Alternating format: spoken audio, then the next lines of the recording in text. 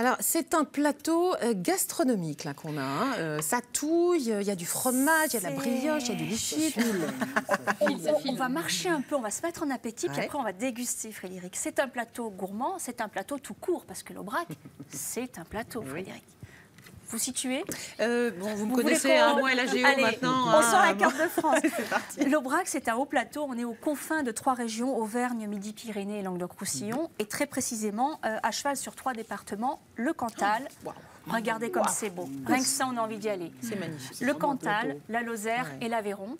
Et moi, c'est dans la partie aveyronnaise de l'Aubrac que je vous emmène aujourd'hui pour une balade gourmande. Donc, avant de passer à table, on va marcher un peu. Et pourquoi on va marcher un peu? Parce que c'est un plateau magnifique. Savez-vous que l'Aveyron est en fait le premier département pour les randonneurs en fait en France? Vous le saviez ça, non? Il y a plus de 900 km de sentiers en Aveyron, sentiers de grande randonnée, et quelques 4000 km de chemins de petite randonnée. Et puis l'Aveyron est célèbre notamment puisqu'il est traversé par un des fameux chemins qui mènent à Compostelle. Donc là, il s'agit de la Via Podiensis, le fameux chemin du Puy, qui donc est traversé par de nombreux pèlerins chaque année qui cheminent notamment par Conques, qui passent par l'Aubrac, mais qui ensuite passent par Conques pour aller jusqu'à Compostelle. Voilà. Donc vraiment, l'Aveyron, allez-y, magnifique pour faire des balades. Sur les hauts plateaux de l'Aubrac notamment, parce que alors là, quand on y est, franchement, vous faites une pause, vous posez votre sac à dos, et qu'est-ce que vous entendez, à votre avis, quand vous posez le sac à dos? Les oiseaux. Ouais, les oiseaux, la nature. Parfois, on n'entend plus rien, juste le silence. Moi, c'est ce qui m'a frappée lorsque je suis venue. C'est juste magnifique.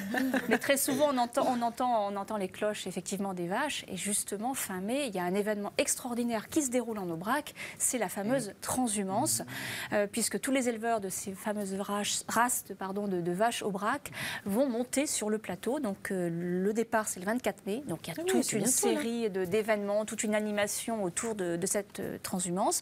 On peut tout à fait cheminer avec le troupeau qui monte sur les plateaux, soit à pied, soit... C'est très drôle, il y a des camping-cars le long des routes, les gens qui viennent la veille pour assister au défilé des vaches qui montent avec les éleveurs. Elles sont belles ces vaches, elles sont très belles, elles sont décorées, et on va de fleurs, du hou, des branches de hou, des petites fleurs en papier. Des vraies stars. Ça grimpe quand même, moi je l'ai fait, ça grimpe, mais c'est vraiment folklorique, c'est vraiment sympa, on rencontre les gens du coin et c'est très chouette. Donc à faire à partir du 25 mai, le 24 mai, c'est le grand rendez-vous, dimanche 24 mai, c'est le début de la transhumance. Les vaches vont rester dans les pâturages jusqu'au 13 octobre et ensuite back to the étable. Oui, on rentre à la maison quand même.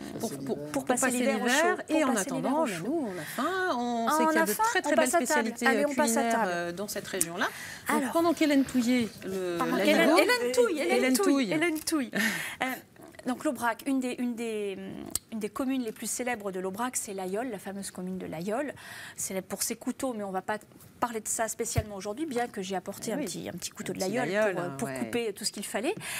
Moi, j'ai contacté des gens qui sont formidables. C'est la coopérative Jeune Montagne, qui est basée à l'Ailleul et qui fabrique des fromages fabuleux. On les salue. Et qui nous ont fait ce cadeau, ce merveilleux tout spécialement Lailleul. pour le plateau aujourd'hui, un magnifique fromage Lailleul AOP. Donc vous voyez, c'est une AOP, appellation d'origine protégée. Voilà. La production, elle est répartie sur 73 communes du plateau de l'Aubrac. Je vais en couper des petits bouts. Oui, on va faire une dégustation. Voilà, donc c'est un fromage au lait cru entier avec une pâte pressée non cuite. Je suis très précise. Et le lait, il vient des deux races, la vache de race Aubrac et aussi la race Simmental, qui donne un lait très parfumé, puisque vous pensez bien, elles vont aller gambader dans les prairies, dans les pâturages pendant plusieurs mois. Voilà, donc ce fromage, il peut être plus ou moins affiné et il est assez fort en goût. Donc cette coopérative Jeune Montagne, elle fabrique ce Lailleul et qu'elle commercialise, qu'on peut trouver facilement partout. Mais elle peut aussi vous proposer, et à la dégustation, et on peut acheter, le fameux aligot. Alors normalement... On fait ce qu'on appelle filer l'aligot. Bon, là, il est un peu froid, il est un peu refroidi. Oui, c'est normal. Il faut expliquer à nos amis qui nous regardent. Voilà, on l'a fait réchauffer avant de commencer cette émission. Regardez, on y arrive. C'est un pur produit de l'Aubrac, cet aligot. Il est à base de purée de pommes de terre. Non, mais arrêtez. De tomes d'arrêt, massacre. Oui, c'est bon. Regardez plutôt les jolies photos d'aligot. Voilà, là, ça marche mieux. Donc, purée de pommes de terre, tomes fraîches au lait cru de l'Aubrac. crème fraîche ou beurre. On peut le faire soi-même. Alors, comment on fait? On peut acheter la tome fraîche que vous voyez sur la photo. Moi, je ne l'ai pas. J'ai que le produit fini.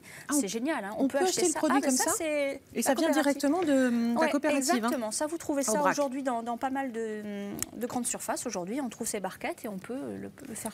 On a le droit d'y goûter? On les réchauffe et on peut, bien sûr qu'on peut goûter. Et on a son aligot. Alors, Hélène, oui, qui n'a pas goûté le laïol. Laïol extraordinaire. Il est fruité. Il est un petit peu craquant. Il y a du grain.